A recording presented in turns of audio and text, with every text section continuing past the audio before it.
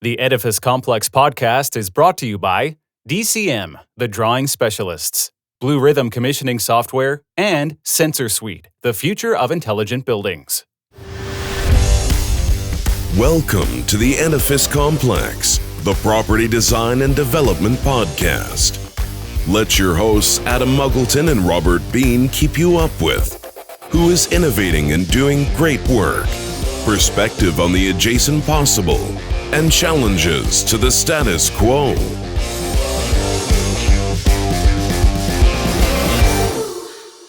Welcome to the Edifice Complex. I'm Robert Bean, your co-host and unofficial mediator, here with my colleague, official agitator, friend, and Yoda of most everything to do with buildings, Mr. Adam Muggleton. Say hello, Sir Yoda. Hello there. I'm looking forward to this. This is someone who has a net zero home. So this is one of my ambitions in life. So I'm really interested to go down this rabbit hole. Mm-hmm. Yeah, today's guest is an entrepreneur's entrepreneur. He's a graduate of University of Rochester with both bachelor and a master's in mechanical engineering. And along his journey, he's served as a consulting engineer and expert witness with a focus on carbon monoxide problems and heat exchanger defects. Just a sidebar, he's my carbon monoxide dealer. Yeah. I don't actually deal in carbon monoxide. No, his alarms, his sensors. Okay, we'll talk about that. An important topic. His hands have marks in companies like Fisher Scientific, Eastman Kodak, Bacharach, Testo. He's past chairman director of Pittsburgh chapter of ASME, the Association of Mechanical Engineers, and host of Building HVAC Science Podcast. Welcome to the show, President and CEO of TruTech Tools, Bill Spohn. Thank you, Adam. Thank you, Robert. Happy to be here. So, yeah, we're glad to have you on. It's going to be a good show today because we want to talk about transitions, business transitions, which is a passion of all of ours. But a number of other things. We don't know where this is going to go. It can go anywhere. But before we get into the dialogue, Bill, just give our audience an idea of what drives your passion, because there's very few people out there. Most of the passionate people we've had on our podcast already. We're always looking for passionate people. What drives yours? I think it was curiosity with mechanical things that came about as I grew up. So I just sort of had that knack or that feeling. And I can remember taking apart a television set, a little black and white TV set on our kitchen table, and my mom going, "What is he doing?" And my dad going, "Shh, quiet." Like he was like, let him. Yeah, let him. And he was a letter carrier. My mom was a secretary. And so, our generation was the first to go to college. So it was really, I'm sure it was really interesting for them. So through that college experience you mentioned, energy came up. I was learning about energy conversion, energy transformations, heat transfer. And I think that somehow planted in my brain. And then as I moved on through my time at Bacharach, as you mentioned, working in the HVAC market. And it was just really interesting. And then this building performance started coming in. Weatherization is where it really bit me in 1989. And then just moving along in time, it was just sort of this logical progression to put into play what I had learned over the years. And as Adam mentioned, building this accidental net zero house. It wasn't purposefully net zero. It was just going to be a pretty good house. But the last year's worth of data proved it was net zero. Yeah, cool. God, you've already triggered me. Like, you actually have data to show that it's true. There's so much showboating going on, right? With no real actual evidence. It drives me crazy. So we're going to have to go down that. The thing I like about your career, Bill, is that, people go, I'm going to be an engineer, and people think that's it, right? You're going to be forever doing like long equations and spreadsheets. But, you're a good example to someone who say, look, you're an engineer, but there's also, you can be an entrepreneur. You can do this. You can have a podcast. You can have a business. It's not a single mono thing, right? Yeah. And I think there's something I heard lately, if I forgot where I heard it, but it was something like it takes about 5 minutes of getting through the fear of doing an activity the first time, a new activity the first time. If you can make it through that 5 minutes, things start to settle in. and you'd be surprised what is inside you and the support you receive from other people too. So Bill was sharing with us before the podcast started that he's going to start playing guitar. So Bill, those first 5 minutes, maybe you want to actually ask your family about the first 5 minutes. Right. Well, that's why I have good headphones, Robert. I'm not sure who that's uncomfortable for. Fear factor in 5. Yeah. Well, it's an interesting thing because, when you have the brain and you can take it on these journeys, and like Adam said, I mean, engineering is such a broad field, and you don't get stuck. You don't have to get stuck just doing math all the time. Yeah. So I'll take it back to when I was a teenager. I worked in a library as a page, basically put away the books. Shelved the books, organized things in the card catalog. This is before digital, when you used to have to slip the cards in and then pull the little rod out so the cards would drop in the correct place, shove the rod back in place, remove books that came out of the collection. So doing that one Saturday afternoon, I was on break and I went to the soda machine and put in a dime and got a glass bottle of Orange Crush. Okay, this is all dating me, guys. And I sat down with my favorite thing to do, which was to read popular science magazines on break. And as I'm outside, sitting on the curb outside of the landscaping there in the library, it just struck me that kind of resonated with me, that I'd love to be an editor or a writer for this kind of magazine. And it was like, take the technical and it helped people understand it. And I think I've fulfilled that teenage dream in the last 10 years or so. Again, you've hit on a great point there. I'm a big fan of Richard Feynman, the physicist. He used to say, if you can't explain it to someone who's stupid, but I'm paraphrasing here, you don't understand it. Yes. You know what I mean? So I think that's the ultimate challenge, jiu-jitsu move, if you like, of an engineer. If you can take a complex subject that's highly technical and explain it to a non-technical person and get them to understand it, you are a master of communication at that point, in my opinion. And it's also, I sometimes, stick back out again, that fear factor. I'm going to teach a new subject area, sort of related or adjacent, but I'm going to force myself to learn it in order to teach it. Yes, because you've got to go deep. Yeah, and because I feel like I exhibit most of the time high integrity, it's like I'm going to deliver what I promised to deliver. So I'm going to stick my neck out and do something new and deliver something new, but in the process, learn something new. So make an external commitment. I do that a lot. Sometimes it's like it's just like getting the reps in, right? You know your subject, but to really teach it, you go deep and get the reps to the point where they're just instinctive. Yeah. Was it Malcolm Gladwell who said 10,000 hours before you master something? Was that Malcolm that said that? I think it came out in something like that. Yeah. Tipping point. Yeah. Tipping point. I think that's what it was. But it's interesting because he was the Viennese economist. I think he's smart guy. He's dead, but because most smart guys they're all Austrian and dead. But what the hell's his name? I'm just drawing a blank here, unfortunately. But anyways, he started a long time ago in his career. Someone told him that try to learn something new every 4 or 5 years. Yeah. And so by the time you get to be 75 or 80 years old, you have this incredible Peter Drucker. That's who it was. Had this incredible, library of knowledge that he carried around on his shoulders. So, yeah, and I think it's the concept that resonates in my head, and maybe read some, amateur psychology things, is neuroplasticity. Keep your brain reforming and reconnecting, and it's good. Damn right. So look, before I really do want to talk about net zero homes and residential, because my personal background is commercial and sort of like labs, things like that. So residential for me, certainly in my career, has been something you've avoided. And I hate the fact that residential gets short shrift, right? We spend such a lot of time in our homes. I don't even like the fact that I actually have different guides for residential. As like Robert says, if I blindfolded you and took you in a building, would you know it was residential or not? Right? So but before we go down there, can we just quickly tell us why you started the podcast? Because I know you've got the True Tech Tools business, right? Right. And then there's a podcast was an offshoot of that. What was the story around that? Sure. So there's a really talented, brilliant guy named Brian Orr, ORR, who started something called the HVACR School. And you can find it at hvacrschool.com.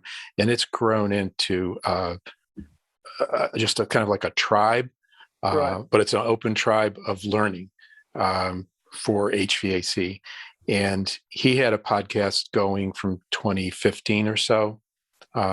And that was sort of his thing that he did for a number of years. And then he invited me to join a network he was creating. And he said, yeah, you have a voice. You can do it. I'm like, this is like one of those, when I said support, doing something new, this was very supportive. He says, you can do it. So he gave me some pointers, gave me some advice, and I launched it in September of 2017. The interesting thing that came out of that was about 4 or 5 episodes in, I interviewed someone from ResNet, which is the home energy rating systems, Steve Baden, the executive director. And they came back around and said, hey, we'd like to do our own. And then I described, probably a little more complicated than I need to, but I described like all the detail. I call myself Overkill Bill sometimes. That's a t-shirt. That's definitely a t-shirt. So I described it all to them, ResNet, and they said, would you like to do it? So now I'm a contract provider. So I do 2 podcasts, one for ResNet called Res Talk, and then one Building HVAC Science. And the one for True Tech is more, it represents things I'm interested in. And I just sort of that collective knowledge from the 80s through the 20s here, people I know, friends, new things I encounter. And I'm now starting to get people come to me and say, can I come on your podcast to talk about whatever? Right. That's good. So again, getting off the path, right, of engineering, something else. Lovely. Yeah. Well, I mean, when you went down that journey of building that home of yours, and you sent me some. In fact, we actually featured it in the book, you did. Right? Yeah, and the thermal comfort book for residential buildings. I can't remember what the title is. I wrote the book, but I can't remember the title. But what impressed me was the sort of the methodical approach that you took. It was very practical. Yeah. Like there wasn't a lot of weird shit going on. Like a lot of these people go down that path, they get into some weird stuff. And, I remember like one of the things we would advise our clients is that at some point that asset, you're going to have to sell it. Mm-hmm. And if it's got weird shit in it, you're going to have to find somebody who's got a weird shit mind to buy it. Yeah. But your house wasn't like that. It was very practical, very, the stuff that's in there is not voodoo shit, right? Mm-hmm. Like people, when you go to sell that house, it'll be easily to sell it because it's got some great features. It's not crazy, complicated, but you solved a lot of the problems with the enclosure, right? Right, absolutely. And I think because I wasn't building it myself, and I needed to have a builder, who understood a large part of what I wanted to accomplish with getting control on things, getting control of air, getting control of thermal, heat transfer. So found someone that did, but they happened to work, mainly their mode is modular construction, volumetric modular factory construction of modules. And they worked with a factory who also, I think we caused them to stretch a little bit their outlook and their goals. So we put ourselves in a situation where I knew it would have to be compromised. Not compromised in a bad way, but compromises would need to be made. And I feel like we got about 85-90% of what we wanted. We couldn't get everything, but in the end, it had to fit in a budget in order to happen. You can have dreams of doing all kind of grand things, but if they don't happen, it's just not reality. Yeah. So this house, it started off like you're building your dream house, right? And then as an engineer, you're clearly just unusually want it done well. Yeah. Yeah. So right. there's that. But so it starts off as I want my dream house, I want it done well, and it winds up at the end of the journey being a net zero home. So how? So initially I was enthralled with the idea of passive house. Right. And we actually worked with a passive house architect who was doing residential work. And we got to a point where the components that were being added on were escalating the price, and we felt we were in a mode of diminishing returns. Yeah. And he had a sort of like a higher altruistic value than we did for our project. So we had to part ways. So we stepped down. Basically, an external insulation was the big aspect, because then that would have required rain screen. So more material being used without sort of return in decades, more like a century. Yeah. So, I'm exaggerating, but the benefit from that. Right? Yeah. So I mean, we looked at passive house designed elements and decided, hey, we're going to keep passive house windows because those do so much better than typical windows.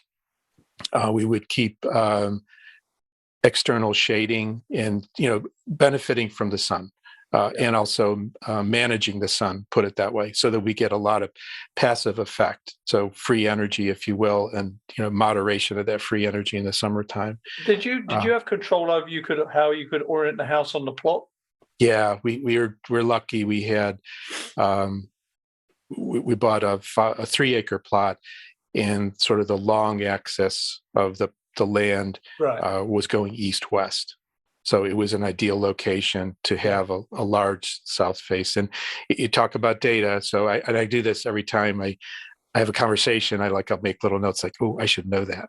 So I do know now that 63% of my fenestration faces south on the house. Nice. Well, every bit of window glass is accounted for, but 63% south. So I'm deliberately trying to gain solar to have a smaller thermal requirement in the wintertime. Yeah. But you also said something important, that is to be able to moderate it, to be able to control it. And, so Bill, we're in the process here of doing a renovation on an old farmhouse, and same thought patterns. And we've, one of the things that we didn't compromise on was windows and shading. And it's important if you can take advantage of that high intensity radiation, but it can also be a huge problem. And and that's one of the things that we've been harping on forever, is that this concept of overheating spaces due to large window to wall ratios and people not putting in performance windows that can deal with the solar loads. Yeah, this is the unintended consequence of passive house, right? Is an overheating problem. And there's just recently been new building code changes in the UK to deal with this, which basically forces you down a full mechanical ventilation solution. And there's noise issues around that. But so what climate zone are you based in there with this home? Because that's another big factor here, right? Climate zone 5. Right. What's that? Is that temperate? Yeah, slightly humid. Right. It gets cold. Yeah, so it gets cold, it gets hot. So you've got to deal with everything basically along the... But there's a lot of temperate days in between. And I think, if I looked at my energy usage, I think it was mostly the month of May, we had the windows open and we weren't running anything. Yeah, so you get some free ride-in months, basically, right? Yeah.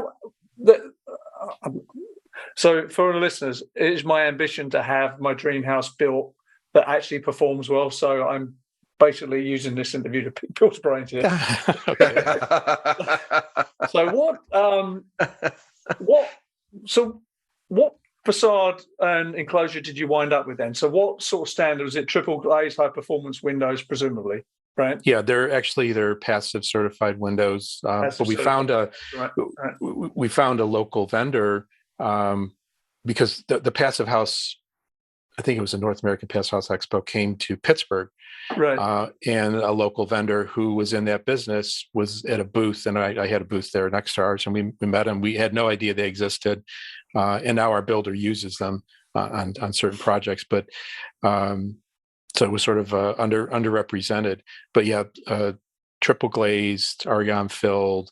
I adjusted the solar heat gain coefficient up a little, right? Because I wanted to be warmer, to have better thermal comfort in the winter. I didn't want the window walls to be, drawing energy off our bodies. There's a balance there, right? There's a balance, which is the mean radiant temperature, which I give credit to Robert. When I do presentations on my house, I have like 8 people that I call influencers from my network, and Robert's one of them. That's very great. wise, very wise. So, but what about the enclosure then? So, passive certified windows. What about enclosure itself? What did you wind up with there? Had to work with what the factory worked with. So it's 2x6 on 24-inch centers. Right. They don't do foam in the factory, a spray foam. So it's unfaced bats of fiberglass and through the wall cavity. Right. And then a zip wall for the exterior sheathing. But we went ahead and I have a friend of mine who is our energy consultant, who's a passive house trained technician, right? BPI, ResNet, everything.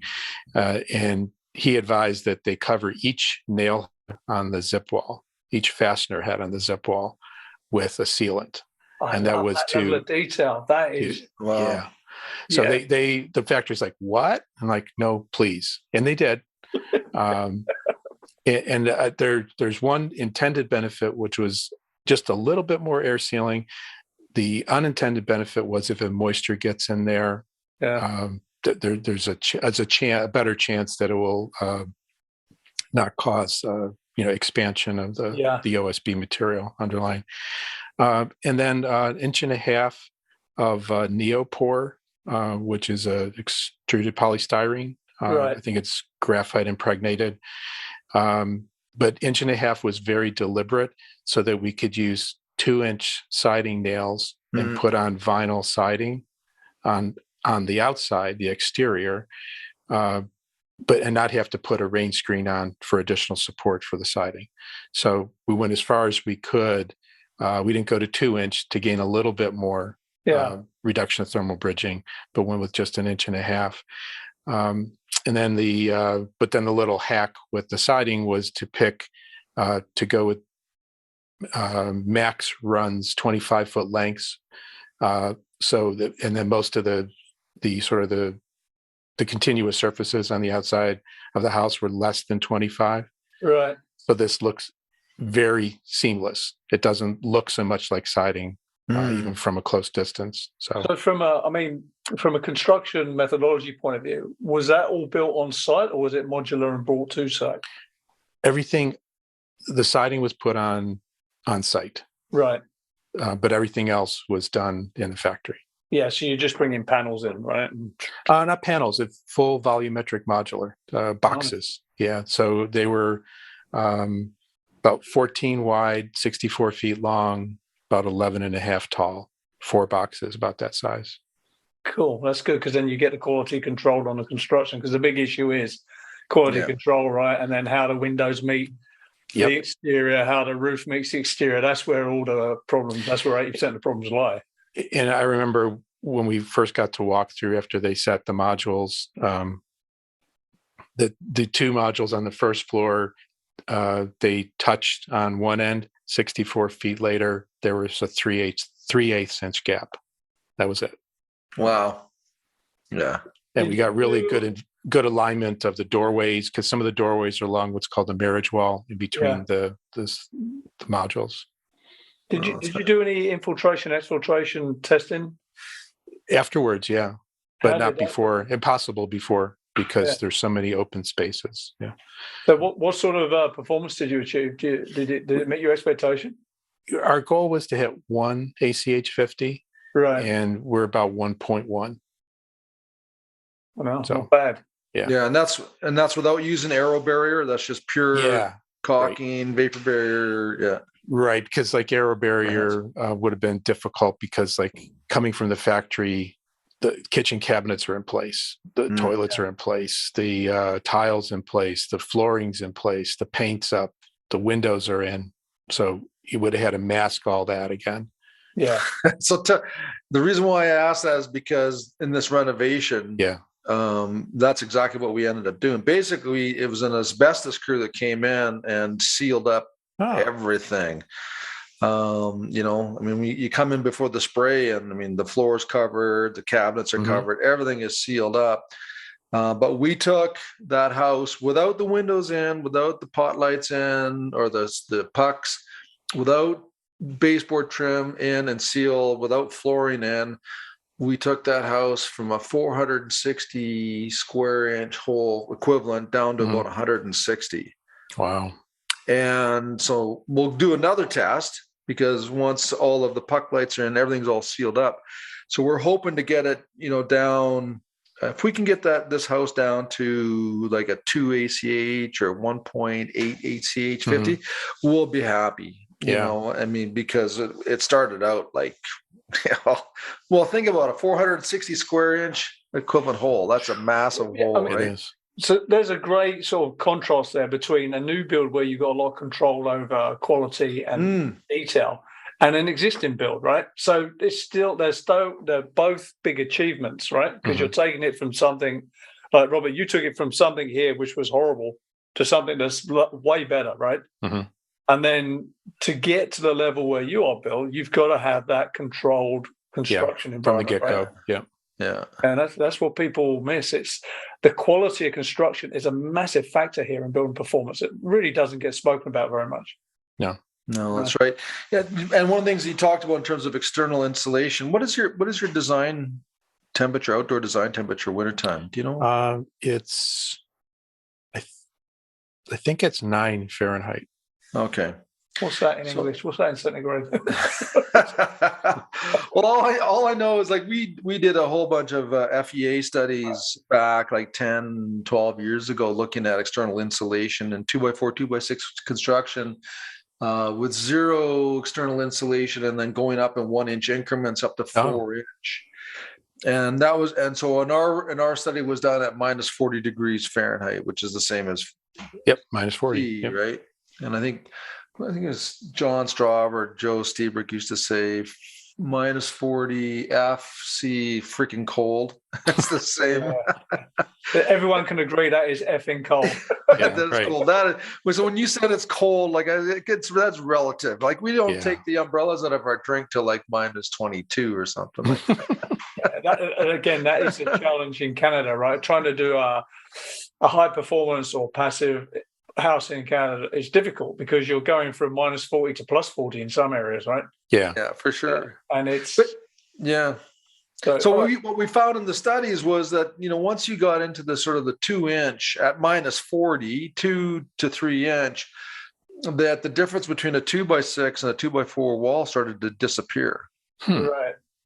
And so, and the thermal bridging that was reduced because of the external insulation, the MRTs that we were getting on the inside of the wall was, the numbers were just right there. They're saying like, this is what we should be doing. And so for your area, that's why I asked about the temperature, right? Because at 9 degrees Fahrenheit, 1.5 inches with a 2x6 wall, that's a good performing wall for your climate zone. Mm-hmm. Yeah, that's right. And there's no point this is the other thing.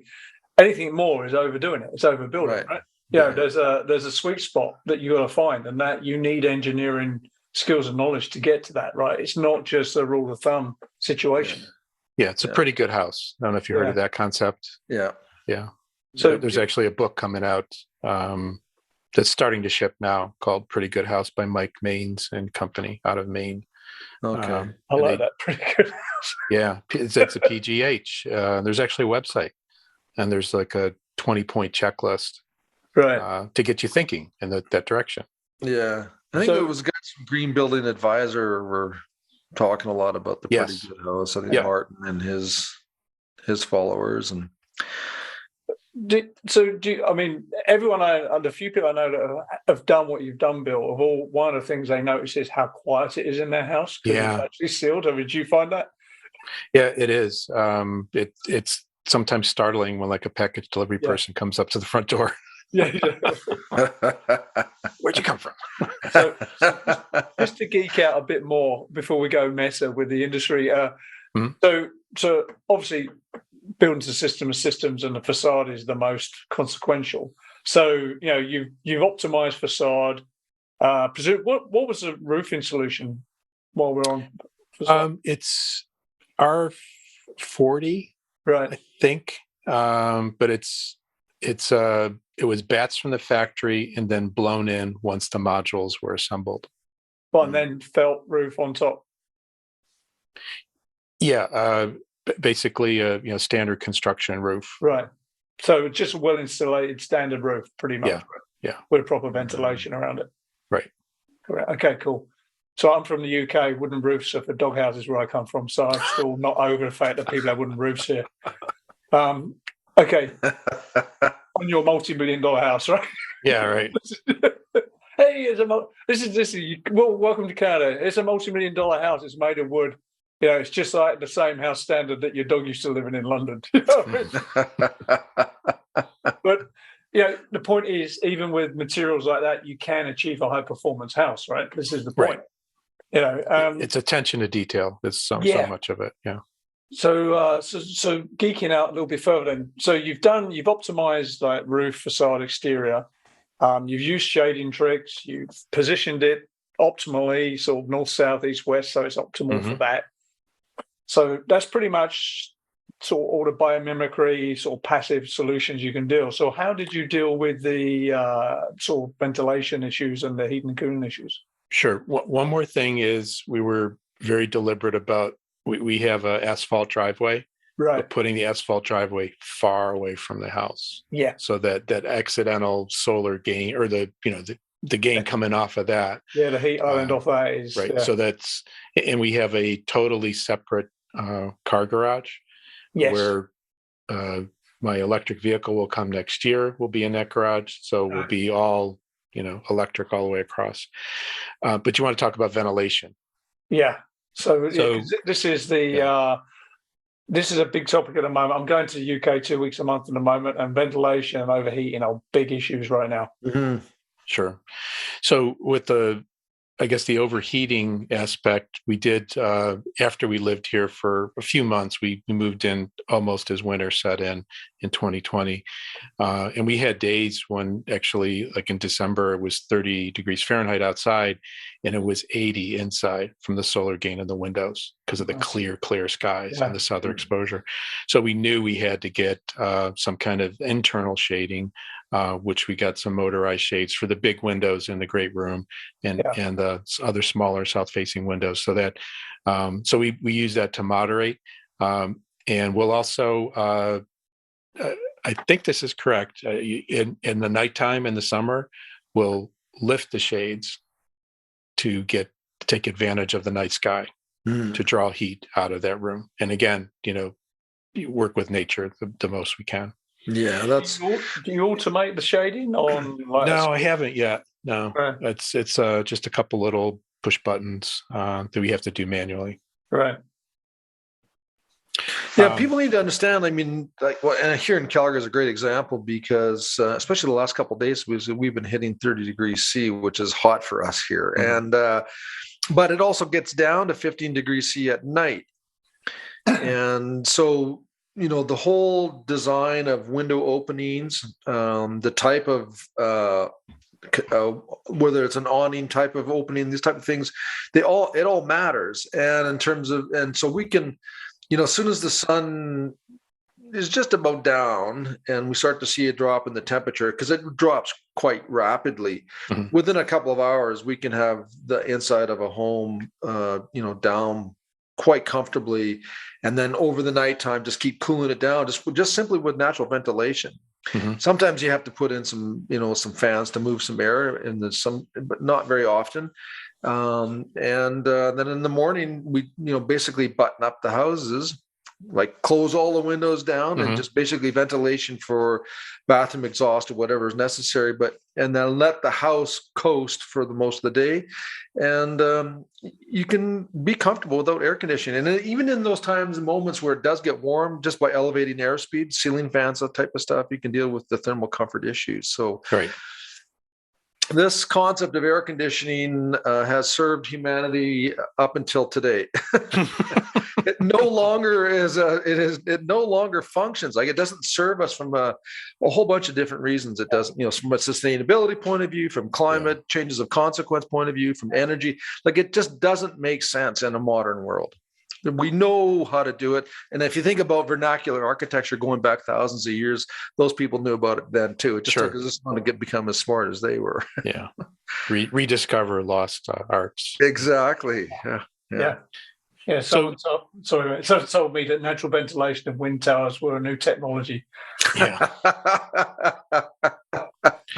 So, well, for God's sakes, they were freezing ice back in if you go back almost 2,500 years ago, where they would have these walls, and on the north side of that wall, they would have shallow water, right? And so night sky radiation, right? Mm-hmm. So it could be whatever air temperature outside, but as long as there's a delta T between the water surface temperature and the sky, which there is, they would make ice in the middle of summertime. And then they would store it in these huge vessels, clay vessels, right? So, yeah. Putting ideas in Bill's head now. Yeah. So back to your sort of heating and ventilation system. So how did that fall out in the end? So we have two separate systems, the HAC and the V. Right. And they operate independently. And the concept that I have, and I don't think it's original, that ventilation brings in fresh air, and the HAC conditions the fresh air. Yeah. So there's two. So freshness of air may change independently of the thermal comfort of the air. Yeah. So they're on different controls. Yeah. Right. The ventilation system we chose is something somewhat new. It's by a guy named Ty Newell, Build Equinox. Yeah. It's called a SERV, which is a conditioning ERV. And this is the second generation, the SERV 2. And what it contains is a third of a ton heat pump, so that it can transfer energy between the incoming and outgoing air streams, and do a little bit of dehumidification in the summertime. Right. So it's very efficient, moves up to 350 CFM. We've got the inlets, or the exhaust, if you will, from the house coming from the bathrooms, the closet area, the laundry room, the kitchen. And we have the supplies of fresh air coming to the bedrooms and my office, because I'm full of hot air.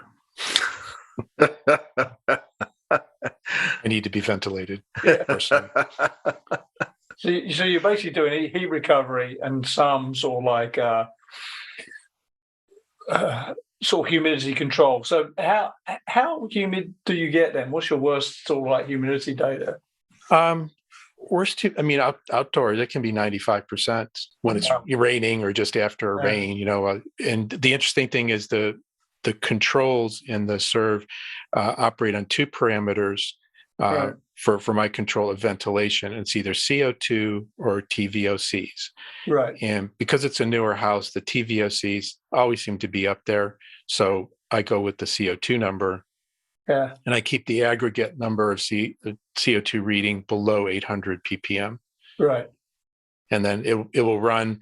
It'll also do like a rebalance kind of thing with it's got dampers inside, so it can recirculate the air. It can also do heating and cooling, just like a small AC for the whole house, but with all those ports that I mentioned, the supplies and returns. But it will do some recirculation to sort of the wording they use is to utilize the stored fresh air that's in a different room where people aren't. So if there's an upstairs bedroom where it's not really high concentration CO2, let's mix a little bit of the house around and try to drop that average before we even bring in fresh air. So how do they know that? Are they monitoring CO2 in all rooms, or are they monitoring? No, There are separate monitors, but I chose to go with just the central monitor. Right. So it sips the air. It does a cycle. So it's an to aggregate. See what's going on. Yeah. It's all aggregate. Yeah. Okay. So over time, as the TVOCs sort of dissipate into the environment, then the system actually, your recirculation and mixing, gets better. Just so people understand, TVOC is total volatile organic compounds. So right. The acronyms, right? So just on that, that's fascinating to me because we see the whole league thing. The 2 weeks the TVOCs go down and they sort of flatline. But you could actually do a real case study of I've got a new home. How long does it actually take for these things to go down to a low level? Right? I'd love to know the answer to that because and the great thing is ever since the serve was installed, it's collecting historic data. So anytime it runs, the sensors are active. So I have data going back to July of 2020 when the house was unoccupied. Data book there in almost all like visualizations, but like this is the real skinny, right? I built this house. This is how long it took to get it under control. This is how long it took for the VOCs to become negligible. And the other thing is, so we get onto one of Robert's favorite subjects, and now mine is IEQ. So we tend to control typically only on temperature, but it sounds to me like you got a hierarchy of set points here, right? You got temperature, you got CO2, you got TVOC, right? There's a hierarchy where something can take precedent over another set point, right? Well, again, it goes back to give me fresh air and I'll condition the fresh air. Yeah. So there's a split in my mind. Yeah. There's probably other splits in my mind too, but that's another chat show. Yes. That's for only murders in the building. Yes, that's a very, very clever. Yeah. The Edifice Complex will continue in just a moment. Can you find the drawing and supporting documents you need in less than a minute? Now you can with Echo. It's simple. Just type what you're looking for and press enter. Echo knows your building. Speak with a drawing specialist today. Ask about our special offer of painless onboarding plus 6 months free with Echo. Visit podcast.thedsoffer.com. That's podcast.thedsoffer.com. And now, back to the show. So that's the fresh air system, and it's got MERV 13 filters in for both the internal circulation as well as the external air. So, and they're independent little 10 by 20 2-inch filters, which I check periodically. And then there's the heating and cooling system, which is it's Canada made. Actually, it's made by Detson up in Montreal. Yep. So because they deal with lower load homes, right, and they also, excuse me, were the dealer of choice for our builder. They were familiar with using them, installing them, and I studied up and I was like, yeah, this is good. And they had just come out with their cold climate heat pump that went down to -22. So that was great. It's sort of like maybe it's their hyperheat, like the other brands out there. But we've gone through 2 winters now with the Detson system, and it's sized out. We of course did a load calculation. We actually did a passive house planning package to begin with the PHPP, but that was when we were dealing with passive design. Then we went away from passive design, but then reiterated the PHPP to see where we were, and then did a manual J. I had a professional do a manual J, a pro do a PHPP, and they both landed about 2 tons of heating and cooling. A little bit more demand on the heating, a little bit less on the cooling side. And that's what we installed was this.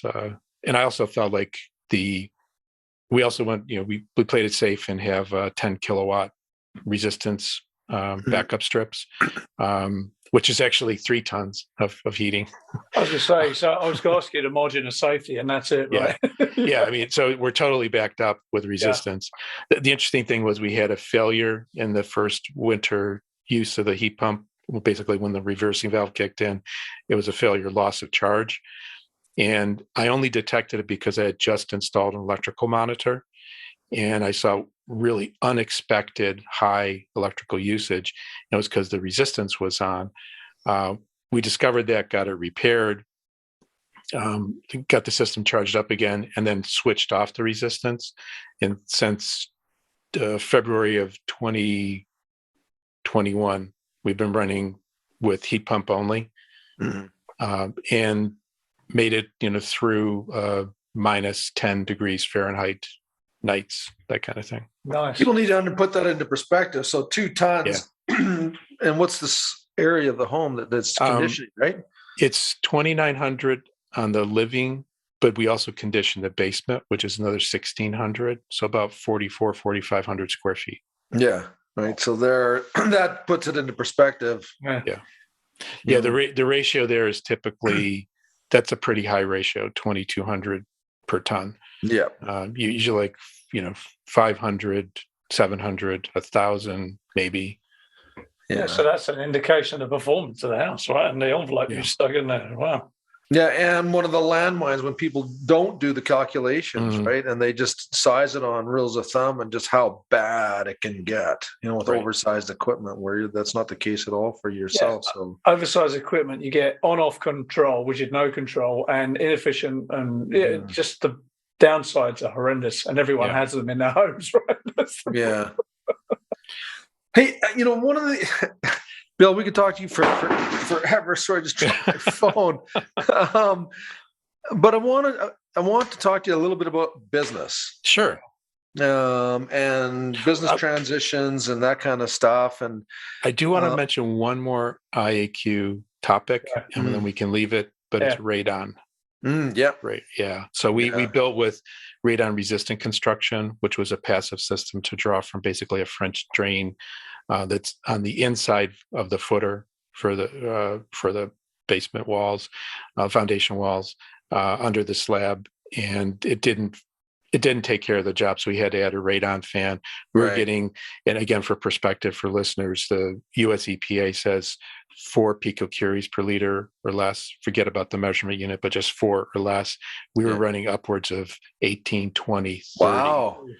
Wow. However, when I put the radon fan in, installed it, and I have monitors, of course, for this, it dropped from 22 to 0.6 in 11 hours and has stayed there. Wow. So radon is a insidious killer, if you will. It can cause lung cancer. Second leading cause of lung cancer. Right. Yeah. So I just want to get that public service message out there.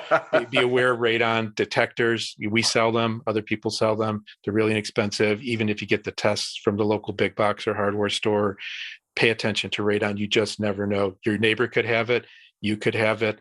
There are radon maps for the world, but it's a good idea to test. Yeah, Bill, you're going to get me onto a soapbox here. I won't have time talking about business, but Canada Health really didn't respond to radon issues in Canada until about 7 or 8 years ago. Wow. And yet we knew back in the 80s that there were hotspots in Canada, and we were trying to draw attention to it, but nobody was listening. And it wasn't until recently that Health Canada stepped up and said, okay, we have a problem. We ought to address it. And what's unfortunate about that is that all that time went by where people got exposed to it and developed lung cancer, right? Even though anyways, I mean, we could have a whole story on this one, so as another sort of service, and again, I mean, your company TruTech has all kinds of these very useful instruments, and the two things that we pay attention to: carbon monoxide, and you guys have the CO2 expert instrument, which is, they're bulletproof. I love them. I spec them, and I use them in my own place, and then of course the radon stuff. So, okay. Yes. Business. Switch. Pivot. Transitions. We all have had in our past as entrepreneurs, we have that illness where you buy a business, start a business, and then at some point you have to realize that you're not going to live forever, or that the asset has increased in value, and you just want to sort of put brackets around that financial strength, and you got to make a move. What's your plan? Sure. So, what color is your parachute? Yeah, exactly. That's actually again the overkill. Bill, I have 2 parachutes, Adam. So, I guess I've been like actually one person gave me another T-shirt phrase. Bill loves people, business, and science, and sort of like in that order, or people, science, and business in that order. And I think it's true. I think it's an accurate characterization. But I do love business. I love. I've always wanted to run my own business from that time I was a teenager. But it just things came together about 13, 14 years ago for me to do so. So I've been a student of business without getting a business degree, but learning from others, observing things, doing a lot of reading. And one of the books that I'm sure most listeners have heard of it, Michael Gerber, The E-Myth Revisited, where he talks about working on and not in your business. Think of it as a franchise model. And then there's another turning point, which I kind of got from my friend Brian Orr, is thinking of your business like you got to make a decision. Is it going to be an asset or a legacy? Like, will it continue on well beyond you, or is it an asset that you're building to sell, to either to employees or to a buyer that comes along? I think the beauty of it is the concept of working on and not in your business allows you to attain. You move along the same path to build an asset value as you do a legacy value. With the legacy value, however, you have to add that additional component of succession and transition in uniform transition. So what we've got going on here is I have a co-owner, Eric Preston, and I have a son, Bill Jr.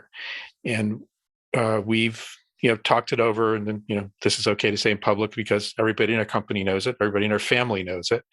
And so that the transition plan is I work for about another 4 years, and my company knows that, so that, employees aren't thinking like there isn't some surprise that happens down the road, or, and I can talk about things in that context. Like, I want to do this because,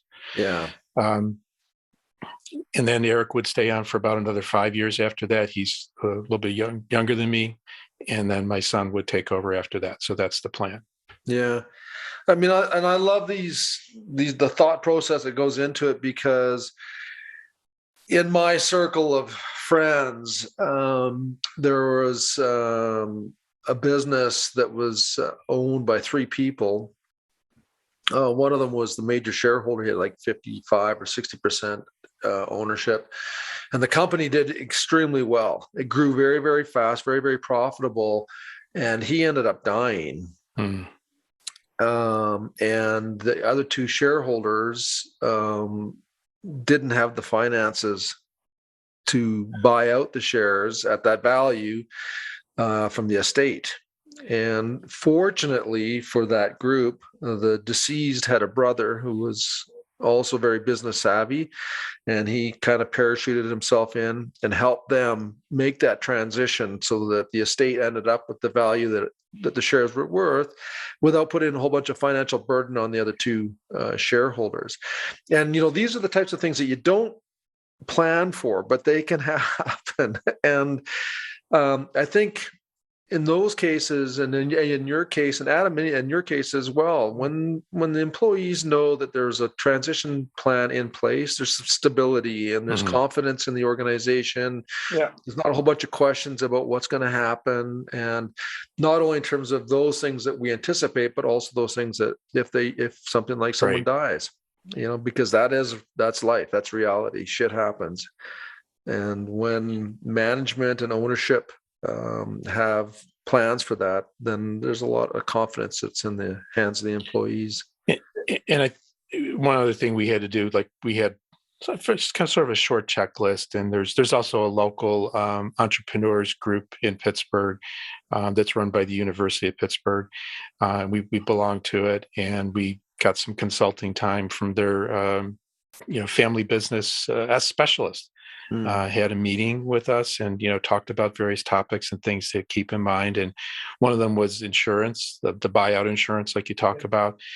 So we put that into place last year, perhaps a little bit late, but it's in place. And we also started family meetings about 2 years ago. Right. Since it is a family business with my son in it. My wife is retired from it, but we want to make sure that and I'm the majority shareholder, that there's an understanding of the large parts of the context of what we're doing. And the family meetings only happen once a year, so it isn't really burdensome. And it's just kind of catch up to where we are. The other thing we did, and this was maybe about 4 years ago, we put a board of advisors into place. And it's been called, some people call it like a president's board. So it's not a formal fiduciary board. Like they can't fire me. I didn't want that. But it's sort of like, it's our attorney, our accountant, our lawyer, a big customer of ours, a big vendor of ours, just sort of touching on sort of all the elements that make up in the externals that could influence our business, but bring the externals together quarterly, usually through Zoom or something, and just kind of own up to a report to them. So I feel responsible to tell them what's happened in the last quarter. We call that the kitchen cabinet in the UK. It's your cabinet. Oh, yeah. I love that. Okay. And they ask you the awkward questions that employees might be frightened to ask you, right? Right. And it's the preparation that leads up to that allows me to inspect the business in a different way. Yes. And again, if I have to teach what's gone on, I have to know the subject matter of what's gone on better, which helps me out as a business. I liken it to like going to the dentist annually. You really need to do that. You could skip it. You could probably get by. But if you force yourself to do that kind of thing, it can change your framework. It forces you into a different gear. It does. It does. Sorry, mate. Go on, you go. Yeah, we had a business that we financed and provided some operational direction. And just a year before the U.S. housing market crashed, and we went in to meet with the operations team, and I had a sense that something was not right. I mean, people had 3 or 4 mortgages. The vacancy rates were incredibly high. The major shareholders of the residential housing building were liquidating shares as fast as the stock market would let them get rid of them. I said, there's something going to hit here, and it ain't looking very good. And I remember going in, and there was the 3 of us went in and had a meeting with our operations team and said, let's get your top clients on the phone. I want to know what they have in inventory. And after those meetings, I just looked at our operations guys, said, we have retained earnings in the business, but I would say in the next 6 months, you're not going to have any purchase orders. And you have to make a decision. And, and so those hard facts come up in those kinds of discussions, and they're tough to deal with for some businesses, but that is reality. And like you said, like you could maybe, put on your rose-colored glasses and say, well, maybe we'll get more orders or maybe we won't. The reality is, when the business financially is strong as it is right now, but it could change in 6 months and not for the best. You could finance it for a certain period of time, but after that, you're done. I mean, what you're talking about there is forecasting, which is something in our sector people are horrific at, right? Right. I just live month to month. I look up, a purchase order's arrived on my desk. Awesome. That's about as far as that forecasting goes. And it behooves you to bloody look forward, right? But the concept here, the key concept we're really talking about here is separating the functions of management and ownership, right? This is where small businesses really get confused. You can own something. It doesn't mean you have to manage it. The person that should manage that business should be absolutely the best person in the market to do it, right? Right. The days, certainly when I started back in the day, in the early 80s, it was what I called a strongman business model, the big man, right? There was a big man at the top who'd been there forever. He looked like I do now, old. And he was there because he was the biggest, baddest, oldest MFer in the place, right?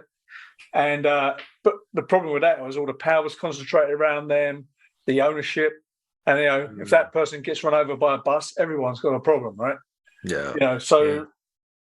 You've got medium, small size enterprises need to really get into the separation of ownership and management and leadership, and really plan for what happens if someone wins the lottery and just doesn't come in on Monday. Right. You got to be deliberate about it. And that's another thing that, so part of my mental succession plan is to get in place the risk, things that will mitigate or minimize risk, and also build something that's substantial before I exit. And I don't mean just substantial in terms of sales, but it's substantial in terms of process.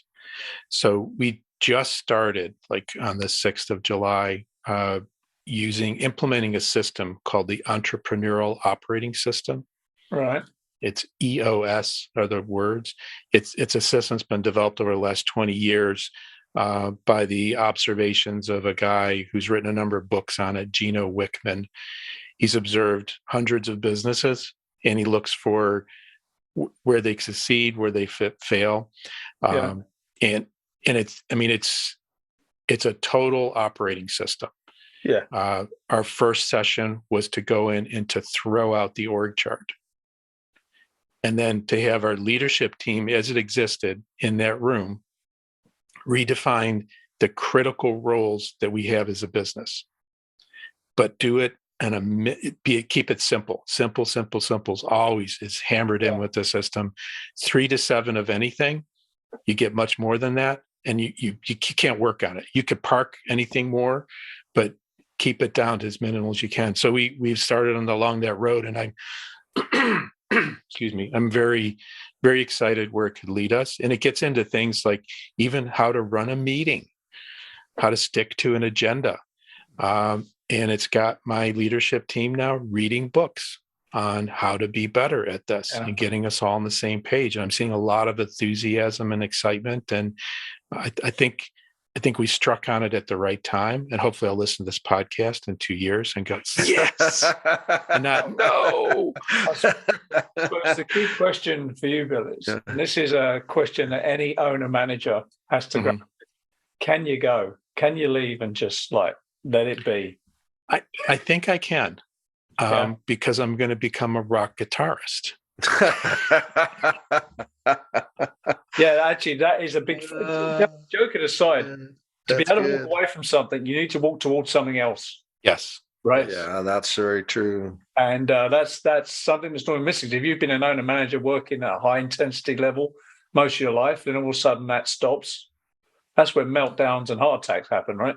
Right. And even in our first session with this, we bring together issues and then rank the issues, combine them, put them on a parking lot sheet if they're not things that need to be addressed right now, and then go back and take all the hot issues and assign them to people.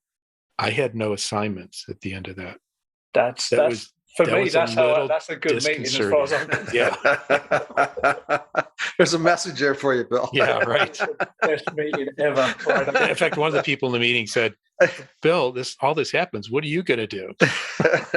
I'm going to stand here and look awesome. That's my role. Yeah, right.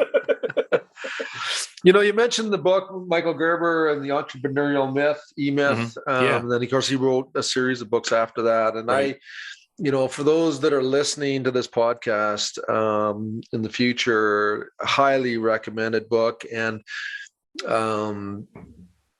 to this day, when I think about for the tradespeople particularly, and we've all experienced it here, and even in this project that we're on now, we have probably, I would say 80% of the tradespeople have no transition plan in place. And the businesses that, and those are like 1 to 3 man operations, but the business that, and the painter in particular, she's got a business advisor, and she definitely, understands working on the business instead of in the business. And she's running, a 12, 14 person crew, and she's just managing those crews. They're doing the work. She's a journeyman painter. That's her trade, but her heart is in the business. Yep. And so the difference is between the two different trade groups, those that are in the business and those that are working on the business, is their sense of security. The carpenter gets up in the morning and he knows he can work the tools, and that's what gives him security, where our painter, her security is on our share value. Yeah. How do I get my share value up? And what's the transition plan? So when I decide to retire, I've got a nice big chunk of change that I can, live on for the rest of my life nicely, right? Made it worthwhile. Yeah. It made it worthwhile. And completely two different people. And so the message for those that are listening to this, and it doesn't matter whether you're in the trade business, an engineering business, manufacturing, or whatever, you really have to ask yourself, where does my sense of accomplishment and security come from? And if you like, and this is Michael's story, if you like being in the business, then be in the business, but don't try to do both. Like, be the technician or be the business guy, but to do both is just going to split you apart. It's going to split your families apart. It's going to wreck your business. Hire somebody to do the business if you want to own a business. But that situation you just said, where like the ladies are interested in like the business and the guy or the people working for are interested in their work. Those two things are completely aligned for the same outcome, which is a successful business, right? And that's the key. I think you got to get everyone aligned, working towards the big goal, but they have their roles within that, right? And that's where I think that's the difficult bit, right? That's where the art and skill has to come in. And once your business has been running for a while, you should be able to step back, way back, and understand actually how it works. Yeah. And that's what I focus on a lot. And when I have discoveries there, I share them with my team. Like, this relates to this, or we can track this and then know about that. Yeah. And then with this EOS system, we're going to try to get it down to a few metrics on a scorecard and look at them at least monthly and perhaps even weekly, and watch the trends that are going on there, so that we have time to pivot if it's necessary. Pivot towards or pivot away. Yeah. Like Adam said before, to go towards something, you have to go away from something. And that's also saying no a lot more, which is difficult for a lot of people, maybe all of us here. But saying no is a difficult thing. So we're coming up on time, but there's one thing I want you to sort of consider as well.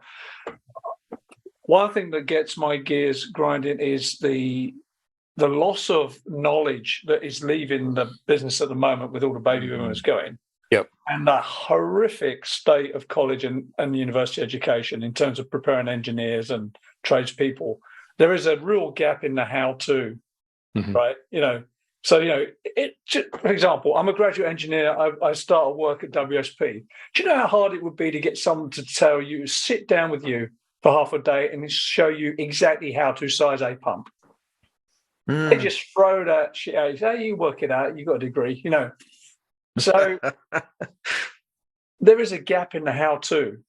I have this sort of like, among the many megalomaniac plans in my head, one of them is to set up a DAO, distributed autonomous organization of people who can deliver the how-tos in a succinct way, so that a graduate who, let's face it, who's got time even to train anyone nowadays, right? So there needs to be a place where graduates can get the how-to, and you would be someone that I would argue is a great transitional role from someone stepping away from a full-time work. So there's a gap between I'm full-time and I'm the alpha, and then I'm like sitting on a beach all day, every day. It's the middle where the industry needs to suck that knowledge out of you and deliver it to the next generations, right? So that's one of the things I sort of grapple with in my head all the time at the moment. I'm really sort of like, because I see these gaps. I've got young children, and one of my kids is an engineer, really struggling with like getting someone to sit down and just explain it to her. They're all stressed out. Oh, just work it out. Here's a book. You work it out, right? She's designing spacesuits, for Christ's sake. So she's a mechanical engineer. She's working on this little valve. But if it's like that there, it's like that everywhere, right? Sure. Yeah, it's endemic. I think, doing things like this, having these kind of conversations openly and sharing them, and then just like all the people that I see, especially in HVAC, some really talented, skilled people doing YouTube videos, breaking things down, explaining it.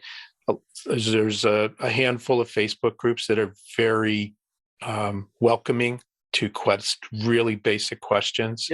And then people are creating little guides and handouts and apps and things like that to help each other. And they're doing it free of charge just to share. One thing I'm doing too, very deliberately, is this University of Pittsburgh. They have a business class where the students take on a project at an actual business in the area. They did that for us at TruTech.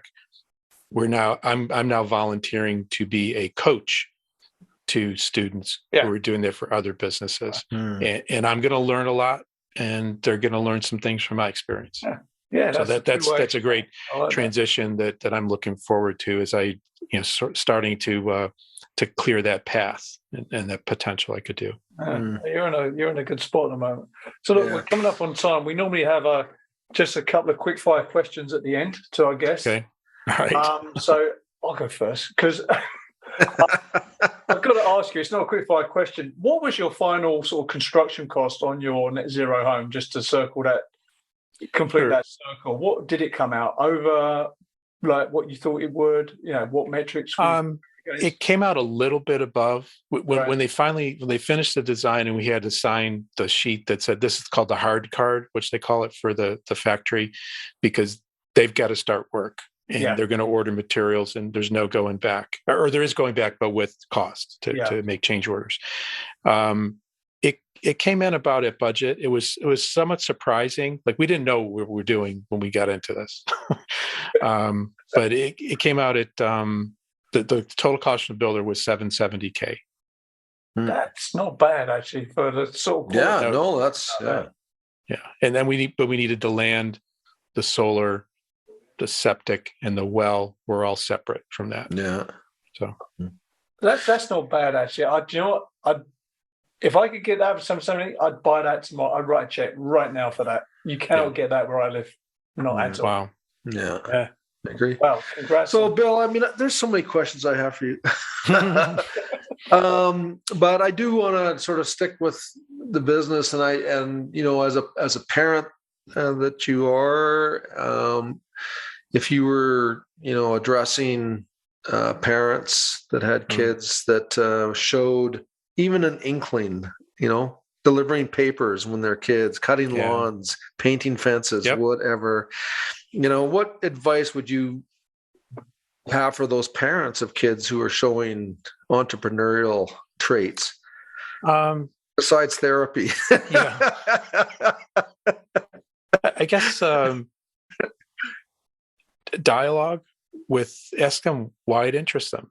Why do you like this? And try to do you use the 5 whys technique, Kaizen, to get down to really what's at the root of that, but in a coaching, parental kind of way, not that you're trying to change anything, but help them understand. And sometimes, just like this conversation, having a conversation helps you understand yourself better. That's good advice. Absolutely. Well, I think that was a good out. There's so many sort of like knowledge bombs you dropped here. I'll try and list. I've been making a note of the books and that. I'll reference them in the show notes. Cool. People want to pick them up. But Bill, thank you for coming on. That was awesome. Yeah, thank you so much. You're welcome. I want it right now.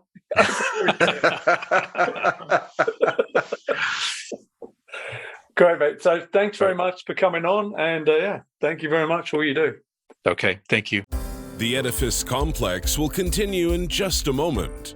Adam, it's time to thank some people who are on our side. Blue Rhythm Commissioning Software. Blue Rhythm is the commissioning software I've been looking for. Most projects I consult on suffer from poor information and document management.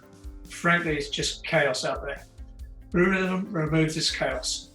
It is a secure, always available cloud solution designed to work on any computer, tablet, or smartphone. Their Android and iOS apps allow seamless transition between online and offline work. But what I like most about Blue Rhythm is their painless and fast onboarding process. Our team will bring all your existing forms and checklists into Blue Rhythm for you, or you can use or adapt their pre-built, pre-functional and functional performance test sheet templates. But it's more than that. It enables collaboration, automation, and easy planning and project management for all your projects. Blue Rhythm provides amazing support from a team that really understands your industry. To find out more, go to bluerhythm.com or call country code +1 612 460 8305. Also, you can hear from Blue Rhythm President Andy Martin on episode 26 of the Edifice Complex podcast. Robert, we there yet? I'm bored. Adam, I know it's hard to believe, but the future has finally arrived in Canada. How's that then? Well, smart remote building and equipment management is now available from SensorSuite. Go on. SensorSuite, yep, they're an innovator in smart building technology. We like them. They can monitor, control, and optimize anything in your building, saving you time and energy. You mean SensorSuite are moving Canadian buildings into the 21st century? Yeah, I know, another hard thing to believe, but they're doing it, and they're saving owners money with efficiency gains. Okay, I'm in. How do I find out more? Got to go to sensorsuite.com or call 1-855-773-6767. And also check out the July 2020 episode of the Edifice Complex podcast and listen to SensorSuite CEO Glenn Spry. And now, back to the show. We ask our guests for, short answer or short, quick questions. And I think one of the things that is of the greatest value is the network that we have as people. Yeah, absolutely. That the career that you build, in part, the success is going to be based on the network. And we have been really fortunate between you and I. Our network is, how do you describe it? We have had some amazing people on, and Bill is one of those guys that's in our network, and he is a huge asset to industry, obviously to his family, his colleagues, his employees. But he's part of the network, and he's tapped in. And what I like about him is, he's an engineer. He's got that engineering brain, but he loves the business. He loves people. He loves the science. He's a well-rounded individual. I mean, that's what I say. Yeah. One of the things I found when I was employing engineers a lot, they felt, I don't know if it was naturally how engineers are or the way the system sort of manages them, but they feel they can't get out of those guidelines. I'm an engineer. That's who I am. That's what I do. Nothing else shall be ever. And what I like about Bill is a great example. He's an engineer, yes, and that's not going to change, but he's also an entrepreneur. He's a business owner. He's a podcaster. He's an educator, soon to be a guitarist. There's engineering is not restrictive. It's actually quite, it's a big field, right? There's different fields of engineering, and there's different businesses you can go into with engineering. You are not restricted in any way. In many ways, you're actually have an advantage, because to be an engineer means, by definition, you've got some sort of big brain going on, right? So it's not a message that's put out there, very much. Yeah, it's not, it in of itself does not define who you are. It's the ticket out of that definition. Yeah, it's a ticket to a rich, interesting life is what it is, right? It is, totally. And you've hit the nail on the head there, because what people do is wrap their identity up into it. Like, I'm a doctor, I'm an engineer, I'm a lawyer. But life is more than that, right? Yeah, totally. And I think engineering particularly has so many different fields. It's so interesting, man. But going back to network, actually we've had a lot of Bills. We should have the best of the Bills. That would be great, actually. The best of the Bill episodes, get them all on. Talking about network, so it was interesting. I was having one of my regular sort of like downloads with the CEO of ASG. Now, he's a young guy, Saeed. He's a podcast alumni, actually, a very accomplished guy. And he was interesting. We were talking about staff retention, because we're out of this COVID thing now, right? And there's a lot of people like move. You see on LinkedIn now, everyone's moving job. I'm doing this, I'm doing that. And we were just talking about, what does it mean to be a sector leader in our business, right? In ASG. And one of Said's definitions, well, not the only definition, was we want the people who lead, our facades business or our fire engineering business, to be a name in the industry. And one of the ways he judges that, and I never thought of it this way, is how big is your network? Do people come to you or do you go to people, right? Yeah. So, ASG, a big firm, they have a full-time recruiter on staff. But he says some people who lead certain parts of the business in ASG are such big names, they don't need that recruiter because people are throwing resumes at them and we're working one way. So again, one of the many definitions. So, it's implied that you're great at your job, you're clever, you know what you're doing, you can deliver. But also layered on that, from Said's point of view, was you have a network of influence. Yeah. And people are attracted to you as a leader, which means the business does well because you're there, you attract it, and then you are enough of a leader that you're over yourself and you're about creating leaders below you who can take your job, right? So, it's a real meta thought, right? It's a real totally. I never thought of it that way before, right? Because again, I get into the engineering weeds. I want to deliver, do I have to worry about you? But that was such a meta thought. I really like that. Well, and I think one of the things, and that's what travel does, right? Yeah. And willing to share your knowledge, and by willing to share your knowledge without an expectation of return, and developing that network, you're building that basket, that weaved together, sewn together basket of knowledge, and you become part of it. And there's this whole concept of reciprocity, right? When you give freely without expecting anything back, people give you shit, lots of it. Yeah. Because you're not there, you're just part of the network. And when you contribute in a positive way, people are happy to help you out. And then really, if you think about Adam, the Edifice Complex podcast it's a network that we've built. We're building. Actually, it's strangely sort of. I never thought of this at the time, but it's turned into be there's a network effect with it for sure. Yeah, and there's an educational effect with it, hopefully. And it's just interesting. It's a form of soft power, I suppose, in a way, if you think about it. But just that, the thought of hiring a leader for a business sector. One of the criteria being a network of influence. Them words would never have fallen out of anyone's mouth 15 years ago. Right. Totally.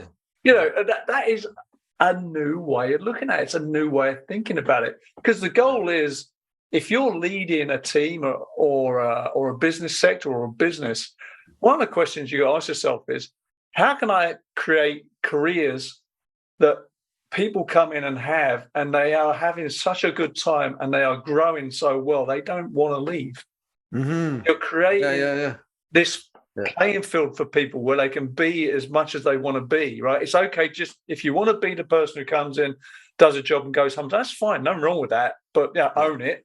And if you want to really grow and stretch, create that framework for people to do that, so they don't feel they have to job hop to get that, right? That firm that can nail that opportunity set is going to win, right? But you for sure. And and our guest like Bill, he has a huge network of his own, creation, and again sharing that knowledge with his own podcast, but him going and volunteering at the university for entrepreneurs, that's him giving back as he gave. And you're right, the network, and you're right, 15 years ago, someone wouldn't have been a criteria. No. But I think one of the things why that's so valuable, Adam, actually, we could write a whole book on this whole story, is that because so many things are triggering at the moment in my head. Well, you think about the value, right? What did it take to build a network? So, you're I think, a year or two younger than me, but we're, sort of in that 50. We're old, mate. It's fair to say.